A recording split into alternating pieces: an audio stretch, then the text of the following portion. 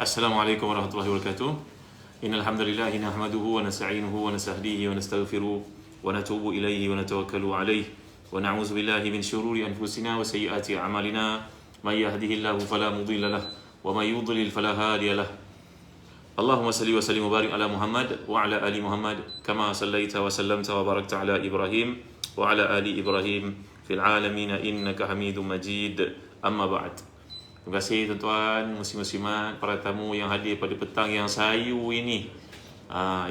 Mudah-mudahan ada manfaat untuk kita bersama pada petang ni. Maklumlah perjalanan ceramah waktu petang ni sangat mencabar. Mula-mula ceramah tu penceramah kelihatan jelas, suaranya pun jelas. Masuk fasa kedua nanti penceramah sudah menjadi kecil, suaranya saja yang kedengaran.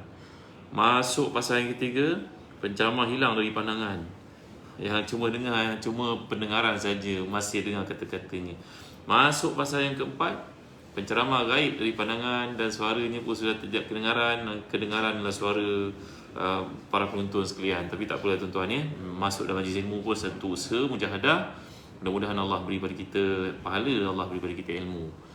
Jadi pada petang ni Ustaz Nulis, Faridah Yahya, Wakanda, Zahara Hashim,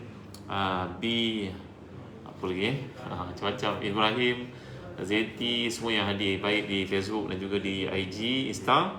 Ahlan wa sahlan bikum. Mudah-mudahan petang ni ada perkongsian yang bermanfaat kepada kita selaku kaum mukminin, kaum yang beriman kepada Allah SWT. Bercerita tentang ibadah korban ataupun dipanggil sebagai udhiyah. Sebenarnya dia satu perkataan bahasa Arab, qaraba yuqaribu, taqrib, korban, yang bererti Zulkifli Zul, yang berarti Nuzita Ismail, berarti satu usaha untuk mendekatkan diri kita kepada Allah SWT. Jadi hukum melakukan ibadah korban ni adalah satu sunnah muakkad, yang berarti satu sunnah yang sangat dituntut. Macam sembahyang sunat sebelum zuhur contohnya, selepas zuhur, selepas maghrib, selepas isyak ini, dan juga sebelum subuh. Ini salat qabliyah ba'diyah yang dituntut, yang jarang-jarang Nabi kita SAW meninggalkannya. Jadi untuk utamu muslim-muslimat yang dirahmati dan dikasihi sekalian, ada kalangan para ulama fuqaha yang mengatakan bahawa hukum korban ni adalah wajib. Sebagai contohnya Imam Abu Hanifah. Kenapa ya?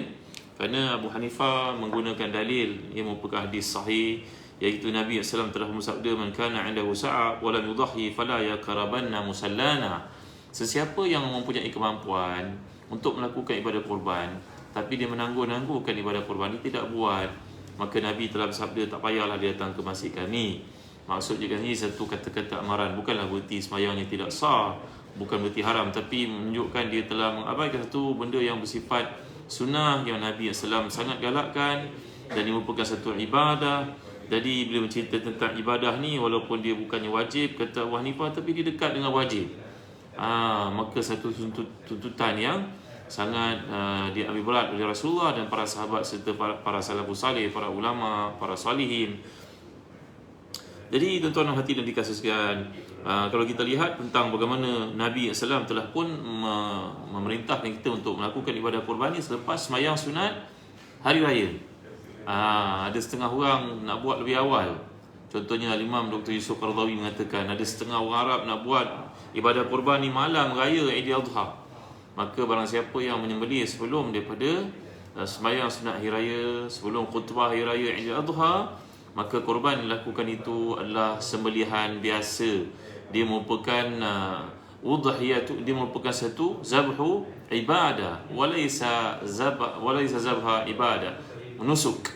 Jadi kata Dr. Yusuf Qaradawi dalam konteks ini, orang yang melakukan sembelihan sebelum daripada sembahyang sunat hari raya, dia hanyalah merupakan kambing sembelihan biasa.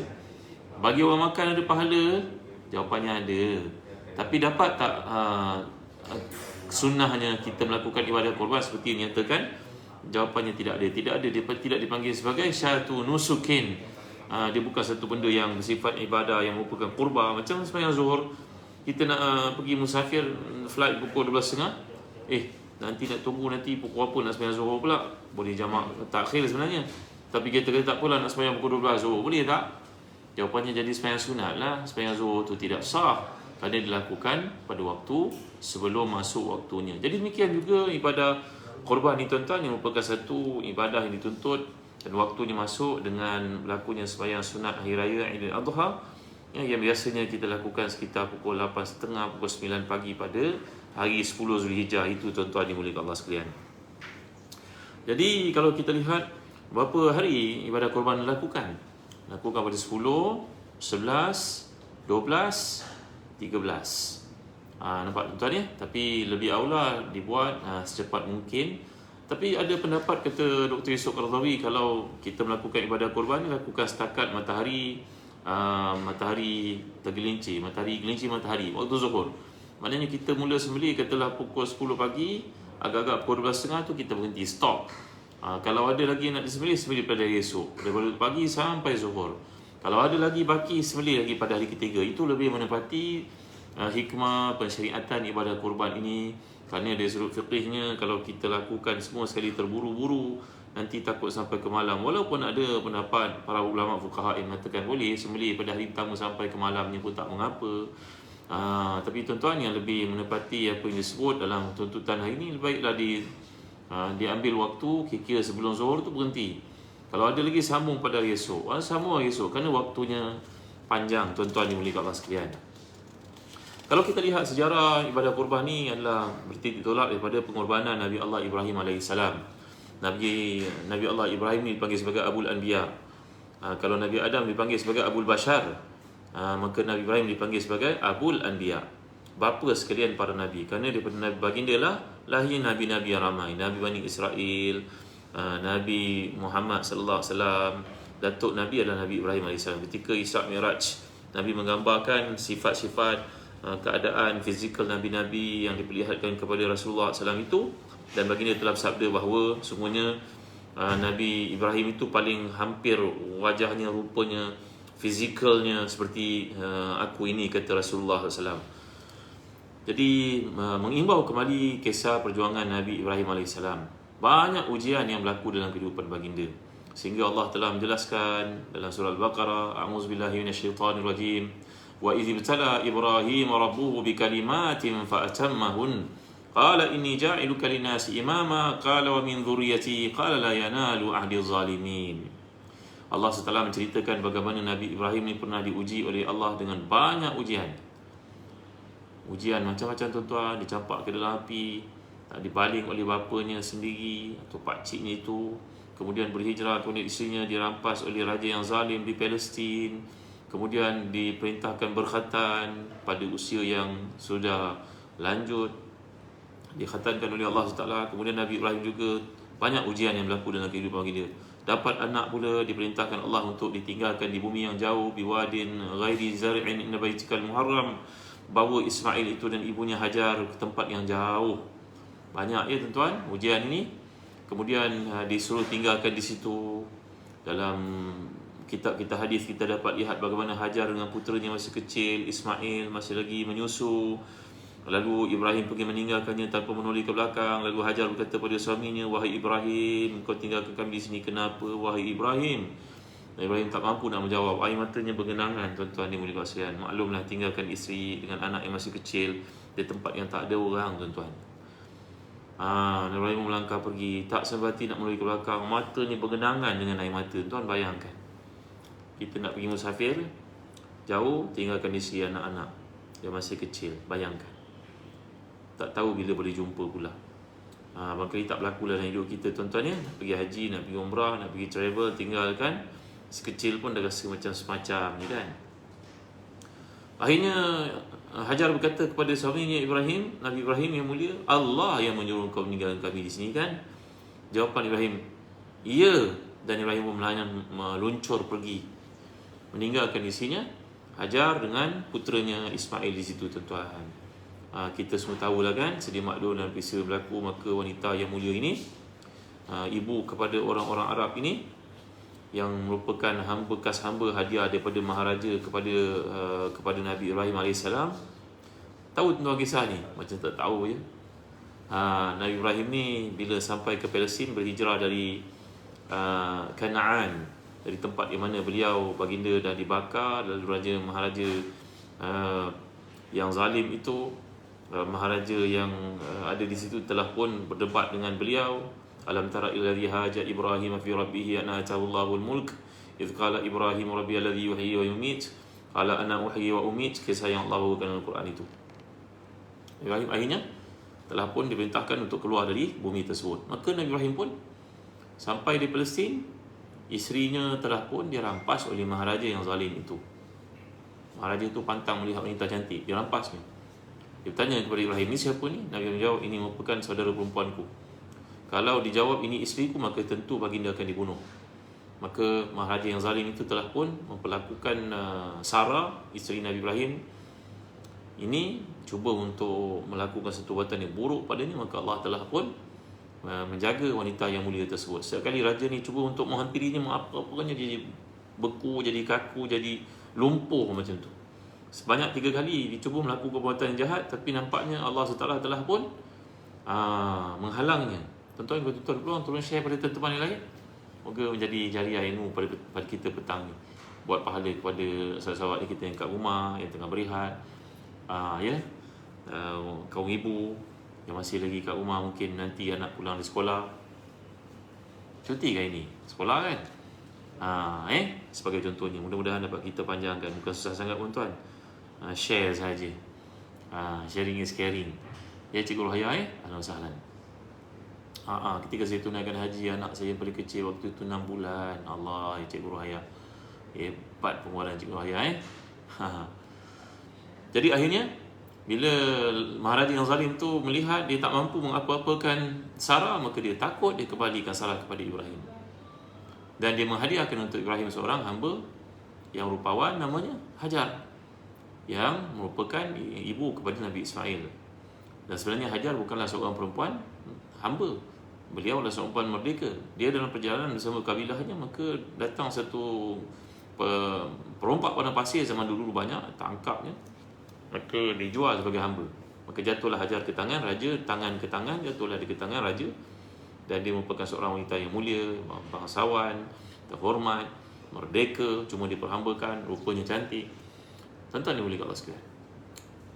Kemudian bila mendapat hadiah tersebut untuk Sarah, maka Sarah menghadiahkan hamba itu kepada suaminya Ibrahim, menyedari keadaannya tidak mampu melahirkan anak. Dan Hajar yang mula-mula dapat anak. Maka tuan-tuan, dalam hadis mengatakan timbullah rasa cemburu pada hati Sarah, dan ia merupakan satu rahsia untuk Allah SWT mengasingkan dan beri kepada Hajar ini bersama puteranya Ismail untuk menempati, duduk di satu tempat yang sangat hebat, yang akan jadi kiblat kepada manusia sejagat, iaitu Kaabah. Itu kisah diringkaskan. Jadi tuan-tuan, bila Ismail berada bersama dengan ibunya di situ, dia menangis kelaparan, dahaga, bekalan air sudah pun habis. Maka Hajar ini pun berlarian di antara 2 bukit, mencari-cari kalau ada kafilah yang lalu minta bantuan ataupun ada sumber air dapat daripada atas bukit itu. Itulah tempat yang kita lakukan padanya sa'i di antara Safa dan Marwah. Lalu Allah Ta'ala pun dengan kudratnya, dengan kasih sayangnya telah pun memancarkan air, sama ada dengan hentakan kaki bayi yang kecil ini Ismail AS ataupun datangnya malaikat Jibril AS, maka terpancarlah air namanya Zamzam. Kemudian datanglah suku Jurhum minta izin daripada wanita yang mulia ni untuk duduk di situ, kerana ada sumber air. Di mana ada air adalah penghidupan kan. Tuan-tuan ya. Maka dalam hadis mengatakan Nabi Ibrahim datang menziarahi puteranya dan Hajar itu ketika umur Ismail sudah pun masuk ke usia anak-anak, lebih kurang 8, 9 tahun, 10 tahun, 11 tahun, 12 tahun ke, pada waktu-waktu seperti itu. Maka Ibrahim AS diperintahkan Allah untuk menyembelih puteranya. Ya bunayya inni ara fil manami anni azbahuk fanzur maza tara. Qala ya abati fa'al ma tu'mar satajiduni insyaallah minas sabirin. Dalam surah As-Saffat, Allah menceritakan bahawa Ibrahim AS melihat dalam mimpinya baginda menyembelih puteranya Ismail. Mimpi seseorang Nabi merupakan satu wahyu daripada Allah SWT. Tuan-tuan bayangkan ya, kata Imam Dr. Yusuf Qaradawi dalam ulasan kepada ayat ini, bagaimana Nabi Ibrahim sanggup untuk menceritakan, mengatakan perkara itu kepada puteranya dalam keadaan sedar. Bayangkan tuan-tuan, kalaulah orang lain barangkali bila datang perintah Allah seperti itu tak sanggup nak cakap pada anak itu, anak itu sedang tidur mungkin disembelihnya. Tapi tidak, nak menunjukkan keluhuran akhlak Nabi yang mulia ni, nak mengajar kita satu bentuk pengorbanan yang perlu diberitahu kepada anak-anak, walaupun benda itu pahit. Hukum akalnya, kata Dr. Yusuf Qaradawi, Allah menekankan aspek ini untuk kita faham bagaimana Nabi Ibrahim sanggup beritahu puteranya yang lama dia tak berjumpa, yang tinggalkan di tempat itu bersama ibunya Hajar, kemudian datang untuk beritahu, ayah datang nak untuk sembelih kau. Agaknya macam tu mesej yang mudah untuk kita ceritakan kepada tuan-tuan. Agak-agak sanggup tuan-tuan untuk berkata demikian kepada anak-anak kita, tuan-tuan. Anak tu seorang pula tu, dikurniakan pada usia tua pula tu. Ini dia pengorbanan Nabi Allah Ibrahim memang tidak ada tolak bandingnya. Nampak tuan-tuan? In the first place, bagaimana Nabi Ibrahim pergi bercakap dengan puteranya itu, sedangkan baginda boleh saja melakukannya ketika anak itu tidur. Selesai masalah, tak ada isu, anak itu tidur sembelih. Dah perintah tunaikan perintah, tidak, kena merupakan mimpi perintah pada Allah, kena cerita pada orang. Sebahagian daripada kaum ini pada ini menjadi malu, takut nak tegur anak-anak yang buat kesalahan. Tambahan pula kalau anak itu doktor, anak itu memberi kedudukan, anak itu bagi wang banyak bulan-bulan, nak cakap nanti dia teras hati, menantu, nanti dia tak balik kampung, nanti dia tak bagi aku wang. Allah tuan-tuan, ya kena cakap benda yang benar. Qulil haqqa walau kana murran, katakan satu benda itu walaupun pahit, kalau benar katakan, beritahu dengan hikmah. Maka Nabi Ibrahim dalam konteks ini telah pun berkata kepada puteranya, wahai Ismail, ayah melihat dalam mimpi ayah menyembelih engkau, wahai anakku, ya ayah sayangi. Ya bunayya, kalau kita belajar bahasa Arab, laras ini juga digunakan oleh Luqman Hakim untuk puteranya. Ya bunayya aqimis salat, ya bunayya la tusyrik billah. Jadi perkataan bunayya ni dalam bahasa Arab kalau sebut menunjukkan kepada kasih sayang. Kita ni kalau sayang anak, kena buktikan, kena tunjuk, kena cakap. Kalau kita melakukan kesilapan pada anak-anak pun kena cakap pada dia, minta maaf ya, itu ayah marah sangat, ayah tak sengaja, itu ayah tengah mentah kenapa ayah ni tak buat satu pertimbangan yang wajar, ayah cakap benda yang tak elok tentang kau. Sebenarnya kau anak yang baik nak. Tuan-tuan kena recover balik, tuan-tuan kena cakap balik benda yang betul, recoup balik. Ya, apa yang kita silap cakap pada anak, kerana anak pun punya perasaan. Jangan sebab anak satu masa nanti bila dewasa menjadi jauh daripada kita kerana akibat buatan kita masa kecil itu, tidak menghargai, membandingkan. Anak-anak ni cukup pantang kalau kita banding-bandingkan dia dengan orang lain, tuan. Macam dia tak ada harga diri. Allahu Akbar, Masya Allah, Tabaraka Ta'ala. Kisah Nabi-Nabi ni sangat penting untuk kita baca, tahu. Mudah-mudahan Allah beri kesempatan kepada saya untuk menghasilkan buku berkaitan dengan tarbiyah Nabi-Nabi untuk anak-anak mereka. Doakan saya, tuan, cakap dia belum buat lagi. Jadi balik kepada kisah Nabi Ibrahim ini, Nabi Ibrahim AS berkata kepada puteranya Ismail, wahai puteraku, aku melihat dalam mimpiku bahawa aku telah menyembelih. Fanzur maza tara. Ya, tengoklah mauqif ini, tuan-tuan. Ini apa nak sebut, mauqif, suasana, waktu, keadaan. Nabi Ibrahim berkata kepada putera itu merupakan mauqiful walid, seorang mauqif seorang ayah kepada anak, walam yatamarrad al-walad. Dan hebatnya kat sini, kata Dr. Yusuf Qaradawi, anak itu tak menampakkan apa-apa tanda menentang, pemberontakan. Bahkan anak itu berkata dengan penuh keimanan, hasil pendidikan ibu yang mulia, bapa yang hebat ini, ya abati fa'al ma tu'mar satajiduni insyaallahu minas sabirin. Wahai ayah, mimpi ayah merupakan kebenaran, ayah merupakan seorang Nabi Allah, buatlah apa yang diperintahkan Allah. Wahai ayah, ayah akan mendapati saya seorang yang sabar. Kita lanjutkan lagi episod Quran dan surah As-Saffat ni, tuan-tuan. Bila Allah SWT menceritakan, falamma aslama wa tallahu liljabin. Ya, bila dia telah membaringkan puteranya itu, dalam tafsir Imam Asyuti Ad-Durrul Manthur mengatakan bahawa ketika dibaringkan itu, maka Nabi Ibrahim telah pun menjadikan puteranya itu matanya mendongak ke langit, perhatikan ayah dia. Maka anak itu berkata kepada ayah, terbalikkanlah wajah saya ke bumi supaya saya tak melihat ayah. Ayah tak sedih melihat roh saya dicabut. Ya Allah, ya Tuhan. Kalau kita baca hadis ini, nangis kita, tuan-tuan. Ya, pengorbanan seorang ayah yang hebat, anak yang hebat. Lalu apa yang Allah SWT jawab?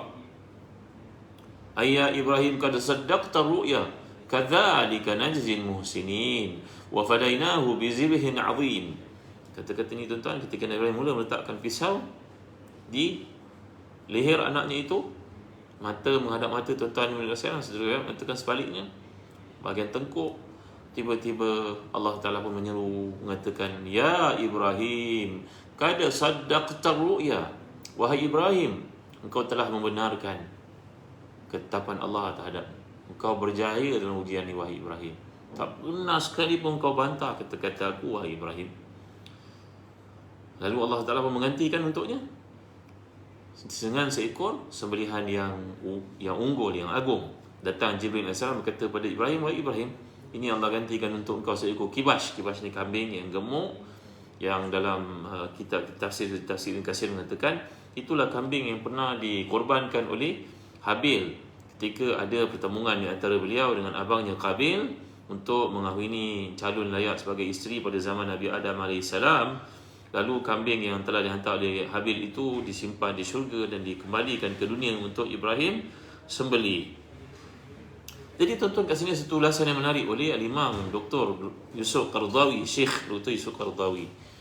Kita dalam hidup ini berusaha untuk mengekalkan nama-nama yang baik, bukan?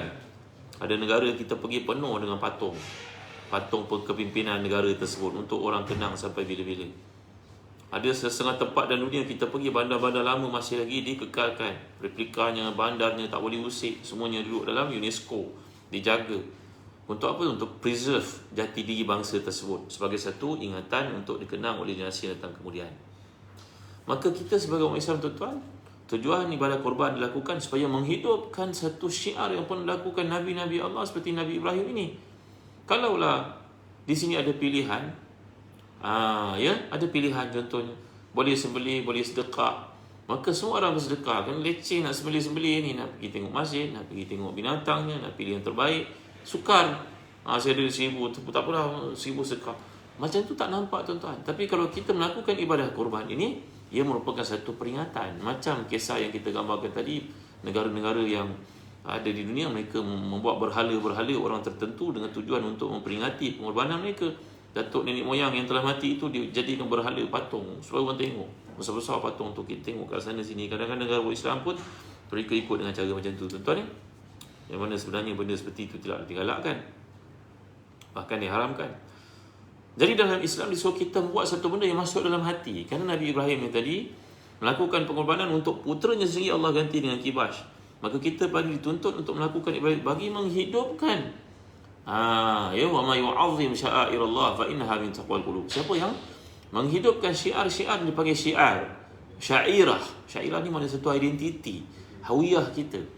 Mana orang melakukan ibadah korban ini, dia telah pun menghidupkan satu syiar, satu hawiyah, satu identiti untuk umat ini, untuk menjadi peringatan kepada dirinya betapa pengorbanan Nabi-Nabi yang terdahulu, dan aku pun kena ikut, bersedia untuk mengorbankan apa sahaja yang aku sayang, aku suka dengan RM1. Itu sebab, tuan-tuan yang dimiliki Allah sekalian, setengah daripada mazhab Syafi'i mengatakan kalau nak melakukan ibadah korban ni adalah untuk orang yang hidup. Kerana ia lebih mendekati maksud ibadah itu, kerana dia merupakan pengorbanan. Nama korban itu pun dalam keadaan kita hidup, kita berkorban dengan benda yang paling kita sayang, wang yang kita ada itu. Walau bagaimanapun, pendapat jumhur ulama adalah harus untuk kita melakukan ibadah korban buat mereka yang telah pergi, mereka yang telah meninggal dunia, ayah ke, ibu ke, adik-beradik ke, anak ke, datuk nenek moyang kita yang telah pergi, sebagai tanda penghargaan. Itu merupakan satu perkara yang khilaf. Tapi jumhur ulama mengatakan harus melakukan ibadah korban, dan tentu merujuk perkara ini dalam fatwa Jabatan Mufti Wilayah Persekutuan, ada di KZN. Baik, tuan-tuan dimiliki Allah sekalian. Jadi kita melakukan ibadah korban tadi bagi memperingati satu peristiwa besar yang berlaku pada Nabi Allah Ibrahim, dengan tujuan untuk menghidupkan syiar Islam itu. Kerana dengan melakukan demikian berbeza daripada kita melakukan derma. Antara soalan orang tanya, tuan-tuan sekalian, Syahijah, Safia Adnan, Dr. Nur Azimah, jadi Haziq, jadi tuan-tuan boleh sekalian, kalau kita lihat orang bertanya hukum, mana lebih baik melakukan sedekah bagi orang yang telah meninggal dunia ke, niatkan untuk si mati, ataupun melakukan korban? Jawapannya, kata Dr. Yusuf Qaradawi dalam fatwa beliau, yang paling baik kita lihat keperluan yang ada. Kalau tempat itu merupakan orang susah, ramai, makan pun tak cukup, melakukan ibadah korban untuk si mati, niatkan pahalanya untuk si mati, itu lebih baik. Tapi sekiranya tempat itu merupakan tempat orang kaya-kaya, dan kalau diberi makan daging, sekalipun diedarkan daging, mungkin mereka pun punya bekalan yang banyak, maka dalam waktu itu digalakkan kita untuk melakukan sedekah dalam bentuk kewangan, mungkin boleh membantu orang susah yang ada dalam kawasan tersebut, ataupun sedekah kepada masjid dan sebagainya. Jadi dalam konteks keadaan kita melihat kepada keperluan yang ada pada hari ini, walau bagaimanapun, kata Dr. Yusuf Qaradawi, ya, menghidupkan syiar yang penting bagi Nabi Allah Ibrahim ini merupakan satu tuntutan untuk belajar pengorbanan yang ada pada baginda alaihi salatu wassalam. Baik, ya, kemudian bertanya pula tentang daging kurban yang kita lakukan itu. Tuan-tuan, kan dalam hadis mengatakan digalakkan kita untuk melihat sembelihan itu berlaku, bahkan setiap darah yang menitis itu bagi kita pengampunan pada dosa terhadap apa yang pernah kita lakukan, dosa-dosa kecil, dosa besar, wajib bertaubat, ya. Baik, sebenarnya dalam konteks ini, bila wa kullama kanat asman wa ahsan kana dhalika afdal.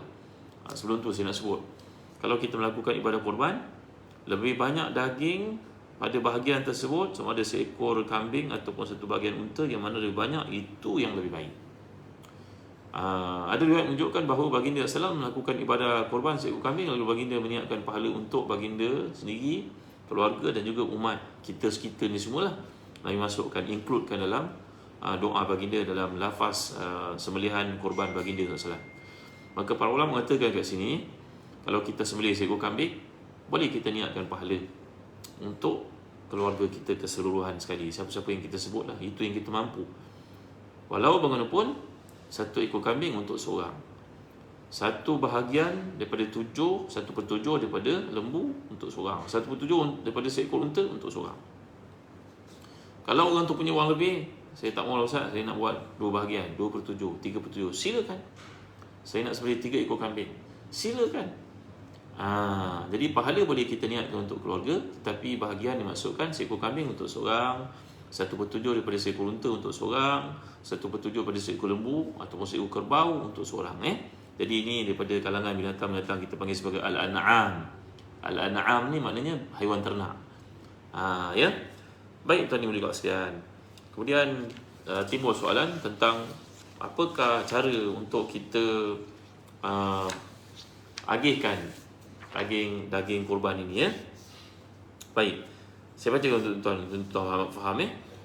Wa tab'an min haythu tawzi' al-udhiyah ma'lum anna al-awla tawzi'uha athlathan, thuluthun ya'kuluhu al-insan huwa wa ahlu baytihi fakulu minha, wa thuluthun li jiranihi min hawlihi, wa khasatan idza kanu min ahli al-i'sar aw laysu min ahli sa'ah, wa thuluth lil-fuqara.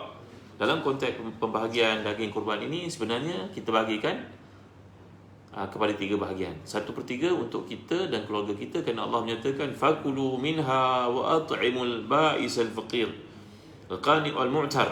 Jadi 1/3 kita makan dan bagi kepada kaum keluarga kita, anak-anak kita yang telah berkahwin contohnya, adik-beradik kita, ayah ibu kita. 1/3 bagi kepada jiran tetangga dan kenalan-kenalan kita, dan 1/3 lagi bagi kepada fuqara dan juga masakin, golongan fakir dan juga miskin. Tapi kalau kita telah bernazar, maka haram untuk kita makan bahagian kurban tersebut. Semuanya wajib dibagi kepada orang yang memerlukan, jiran tangga, adik-beradik dan juga kepada fuqara dan juga masakin. Keluarga kita tak boleh makan, tuan-tuan dan puan sekalian. Baik, kalau kita nak bagi kesemuanya kepada orang yang memerlukan, bagaimana pula? Itu yang paling aula sekali. Ya, itu yang paling aula, iaitu semua bahagian kita bagi kepada mereka yang memerlukan. Cuma tetaplah digalakkan untuk kita ambil sikit, ambil hati contohnya, jantung sikit ke, ambil sikit, kerana ia merupakan amalan Nabi kita sallallahu alaihi wasallam. Kama fa'ala Nabi sallallahu alaihi wasallam wa kama kana yaf'al ashabu. Jadi kalau kita nak bagi semua kepada orang yang memerlukan pun bagus, baik, aula. Itu yang paling aula. Tapi ambillah sedikit untuk namanya tabaruk, ambil berkat. Orang kita kata ambil berkat, sebenarnya memang daripada Islam itu. Jadi kita ambil sikit, macam Nabi kita SAW mengambil sebahagian sikit daripada bahagian kurban untuk diri baginda dan keluarga. Baik tuan-tuan, ya, saya harap tuan-tuan memahami apa yang disampaikan dalam ibadah kurban ini tadi. Dan saya mengalu-alukanlah penglibatan tuan-tuan bersama dengan Zahazan Travel, ya, serendah cuma 450 sahaja pada hari ini, Jadi kelebihan tuan-tuan buat ibadah kurban bersama dengan Zahazan Travel, adalah kita menyediakan akad dan juga wakalah dalam urusan jual beli ni, dan kita memiliki pengalaman lebih 10 tahun dalam pengurusan haiwan kurban dan akikah di Tanah Suci. Alhamdulillah ya, Ustaz Faiz yang mengetuai operasi bahagian sembelihan kurban dan akikah ni punya pengalaman banyak. Dan untuk tuan-tuan, kita juga ada package di 6 buah negara yang terkesan banyak daripada peristiwa-peristiwa akhir zaman ni, peperangan dan sebagainya. Macam Syria, macam Sudan, ya, macam Arab Saudi sekalipun, walaupun mereka negara kaya tapi ramai orang susah melarat kat situ. Dan begitu juga daging korban ni akan diagihkan sebaik-baiknya kepada fakir miskin. Ini kelebihan yang ada pada Zazan Travel. Kerana korban yang tuan-tuan lakukan merupakan amanah di atas bahu kami untuk kami laksanakan, ya. Amanah. Ini merupakan satu tanggungjawab untuk kita sempurnakan. Dan lebih hebat lagi, bersama dengan Zazan Travel, tuan-tuan akan dapat e-sijil, dapat gambar, dapat video penyembelihan. Ya, kita akan bekalkan kepada tuan-tuan secara personal. Ya, tempoh tutup untuk ibadah kurban kita pada tahun ini pada 26 Jun 2022. Walau bagaimanapun tuan-tuan, saya mengharapkan tuan-tuan supaya daftar segera, kerana tarikh tutup kita memang pada 26 Jun, tapi biasanya pada 19 Jun dah penuh biasanya. Jadi tuan-tuan segeralah. Dan tambah pula kalau tuan-tuan buat pendaftaran ni, tuan-tuan akan dapat hadiah kurma. Ni kurma. Ni tolong saya buka kurma ni jap. Bashir ni sini. Ni, tolong buka. Nah, tolong buka. Ni buka kurma ajwa ni. Tolong buka. Nak tunjuk, nak bagi tuan-tuan selera sikit tengok kurma. Ya, tuan-tuan daftar pada hari ni, tuan-tuan akan dapat hadiah kurma tau. Harga asal RM500, tapi pada hari ni tuan-tuan daftar ini dapat diskaun lagi RM50. Ya, dan bila menjelang 26 hari bulan, 20 hari bulan ke atas nanti dah penuh tau. Bila dah penuh besok kita tak boleh nak penuhi lagi, mungkin dah tak cukup bahagian nanti tiba ada satu bahagian je daripada 7 nanti tak boleh nak complete. Jadi tuan-tuan buatlah pendaftaran sebab mungkin ya. Dapat hari ni sangat baik. Ni tau dapat harga korma ni. Korma ajwa cantik lagi yang saya buka untuk tuan-tuan nampak. Bagi terliur sikit petang-petang ni. Nampak? Bismillahirrahmanirrahim. Mana air ni? Nak minum macam mana? Tuan-tuan sedap ke? Bismillah. Terima kasih Bashir ya.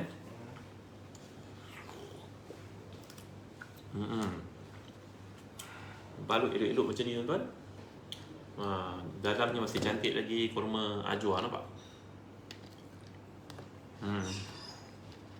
Dapat lagi kurma mekjol juga. Ni mekjol, majdul, mekjol. Tunjuk pada tuan-tuan, tengok pak. Cantik dalamnya. Terliur tak petang-petang ni. Salihat nikmat. Dr. Hazrina Nawak Syikin.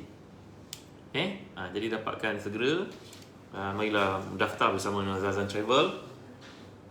Kami sangat berterima kasih kepada masjid, kepada surau yang melakukan ibadah kurban. Kita ni hanya menyempurnakan apa yang kurang saja, komplimen saja. Kerana maklumlah dalam suasana sekarang, kadang-kadang kita cukup kaki tangan untuk menguruskan penyembelihan di masjid, di surau. Maka tampillah Zazan Travel untuk membantu menjalankan tanggungjawab ni. Dan kita akan bekalkan kepada tuan-tuan video sembelihan nanti. Dan tuan-tuan dapat lihat, memenuhilah sabda Nabi itu, melihat sembelihan binatang korban kamu, mengampunkan dosa-dosa kamu pada setiap titisan darah yang mengalir. Ingat ya. Jadi harga promosi yang kita tawarkan pada hari ini cuma RM450 sahaja. Ya, lepas hari ini harganya akan naik jadi RM500. Dan tuan-tuan jimat RM50 pada hari ini. Ya, jadi kita tutup pada 26 Jun. Walaupun pada 19 Jun biasanya dah penuh. Jadi tuan-tuan buatlah keputusan dengan segera. Jadi untuk korban package 450 ni ramai yang tak dapat buat sebelum ni kerana terlambat. Ya, jadi kita mandang kepada kesuntukan waktu. Dan siapa yang buat pembelian hari ni akan dapat free cashback, dapat voucher ni tuan untuk travel. Ni voucher bernilai RM100 untuk pergi umrah pada masa akan datang yang tak ada tarik luput. Dan tuan-tuan juga dapat kurma segar ni, mekjol lah. Tengok, kurma ni makan sebiji bersahur dalam bulan-bulan pilihan macam ni. Cukup tuan-tuan, minum segelas air, insya-Allah cukup untuk kita berpuasa sepanjang hari. Ni kurma mekjol namanya, majdul atau mekjol Tantar dalam keadaan bersalut seperti ni tuan-tuan. Bekal ni pun cantik, nampak kurma ajwa ni pun cantik. Jadi siapa yang buat pilihan hari ni akan dapat free cashback bernilai RM100 dan kurma 250 gram. Ya. Jadi 2 trilion ni dapat dua-dua ke Amar ni? Dapat satu ke dua ni? Amar? Dapat satu ke dua ni? Satu, salah satu. Salah satu dapat Tuan daftar ini, tuan akan dapat 250 gram ajwa ataupun 250 gram majol. Sementara stok masih ada tuan-tuan. Marilah bersama kami di Zazan Travel melakukan ibadah korban. Ada tuan-tuan dapati video ni, apa yang disampaikan ni manfaat untuk tuan-tuan. Kita dapat belajar pengorbanan Nabi yang sangat mulia. Tolonglah panjangkan video ni pada tuan-tuan yang lain. Ingat pesan Nabi dalam hadis yang telah pun difatwakan oleh Imam Abu Hanifah, mazhab Hanafi, bahawa menunaikan ibadah korban ini wajib bagi mereka yang berkemampuan. Kerana Nabi telah bersabda, siapa yang mampu melakukannya tapi tidak buat, fala yakrabanna musallana ataupun masjidana. Soalnya Nabi mengatakan, aku tak mau tengok batang hidung dia. Dia mampu tapi dia tak buat. Jadi itu sebab mazhab Nabi mengatakan korban ini wajib bagi mereka yang berkemampuan. Ingat Terima kasih saya ucap kepada tuan-tuan kerana mendengar bersama pada petang ni. Sampaikan kepada teman-teman kita yang lain, ada video dan manfaat. Dan marilah join kami di Telegram Sahabat Ustaz Zahazan.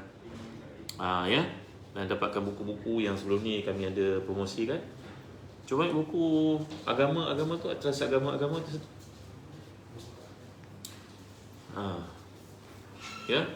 Inilah buku yang saya beritahu kepada tuan-tuan tentang keperluan memilikinya dan suasana. Hari ini umat Islam dikecam sedunia, di Perancis, di India, kata-kata yang tidak elok untuk Islam. Tuan-tuan baca buku ni tuan, bagaimana pentingnya kita memahami perbezaan Islam daripada agama-agama lain. Ada buku ni sangat menarik, ada petanya, ada penjelasan-penjelasannya. Alhamdulillah ramai yang telah memiliki.